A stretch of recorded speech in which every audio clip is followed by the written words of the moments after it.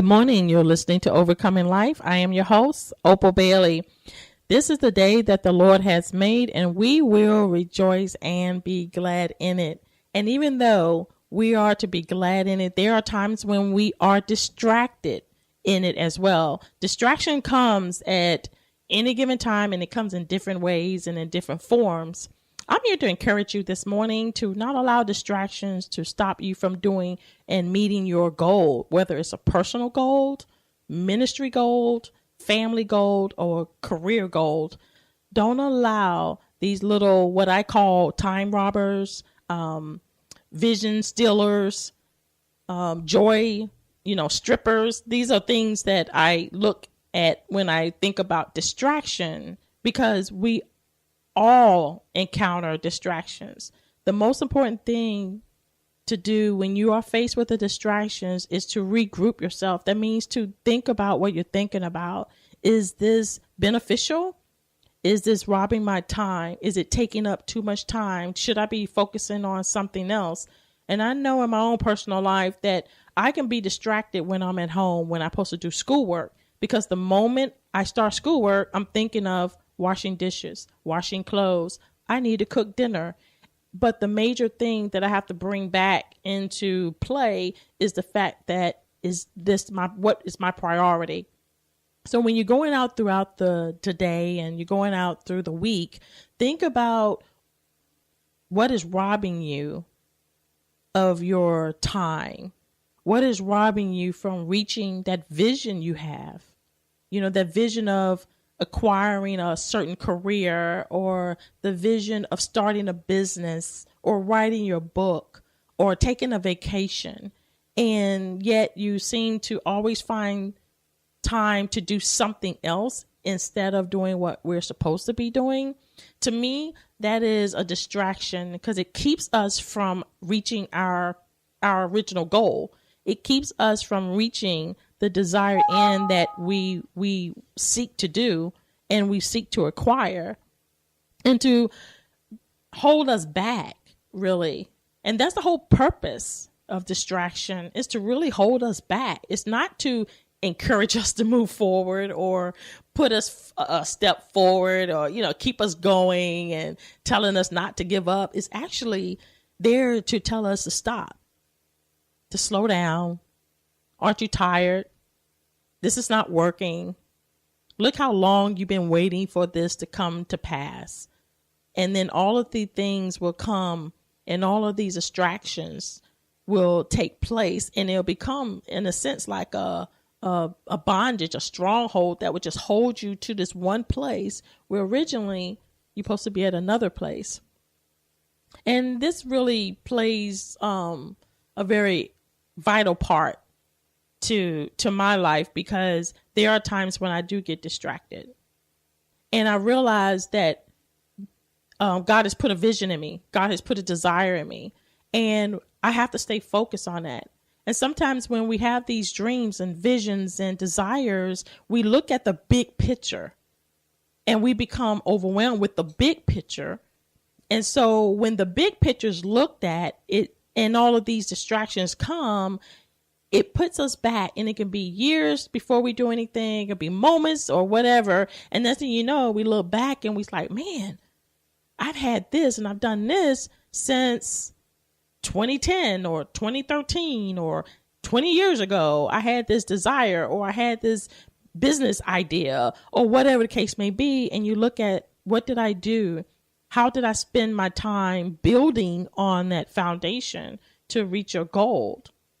One way we can demolish distraction is to refocus ourselves, get ourselves back on the Lord, ask God to help us to keep our minds on Him, to keep our thoughts towards Him, and to help lead us in the path that, we should go. And I'm going to just read this scripture to you. It's from 2 Corinthians 4:18. And it says, so fix your eyes not on what is seen, what is going on around us, or what comes to distract us, but on what is unseen, since what is seen is temporal, but what is not seen is eternal. And even in this scripture is like a power punch to revision yourself, refocus yourself. It's as a torch. Keep running here, passing this torch again. Get up and just keep going on and keep running, because we do get distracted. And when we stop moving forward. We stop believing in the desires of our hearts. We stop believing that anything is going to come to pass. And that's not God's vision for us. That's not his purpose for us. And that's why he's telling us to keep our eyes not on the things that surrounds us, not on the things that come to distract us, but to keep our eyes on him, because he will lead and guide us in the perfect place, direction, vision, spot, wherever we need to be. He will keep us and he will lead us into that place to where we are fulfilling our desire. We're fulfilling our dream. Don't allow distractions to rip you and tear your dream from you. Because the Bible tells us where there is no vision, people perish. When we don't have a dream, we don't have a vision, we perish. That means we don't acquire anything. We're just like floating through the air, just like going through life, just going through the motions. But when we have a dream, when we have a vision, we have goals, we have steps that we need to take.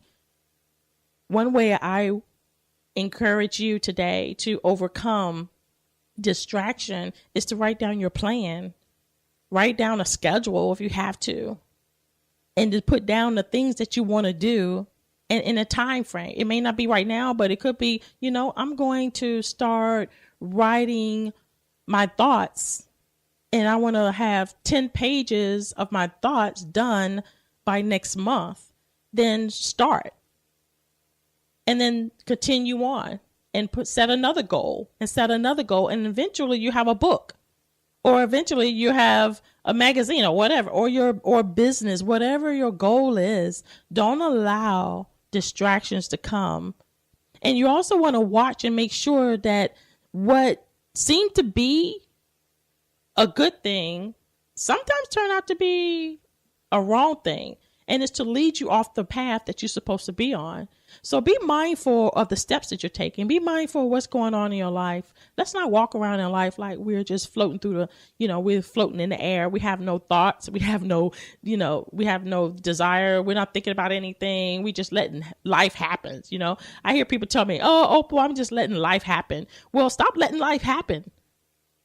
Stop allowing life to happen to you. Make an impact in the life that you have by doing something that you've been called to do, or you've been destined to do, or maybe you have a desire to do. Everything is beneficial, and everything is good when we look at our life and we look at things in our life, and everything is permissible, but is it beneficial? Everything is we can, hey, I'm going to do this. I'm going to do this. I'm going to go here. I'm going to go here. But is it beneficial? Is it going to benefit you where you want to go in your life right now at this moment, doing what you're doing? If it's not, you need to look at it and say, you know what? I'm going to stop from this and I'm going to go to this. And most of the time we spend our time doing things that really isn't what we're supposed to be doing.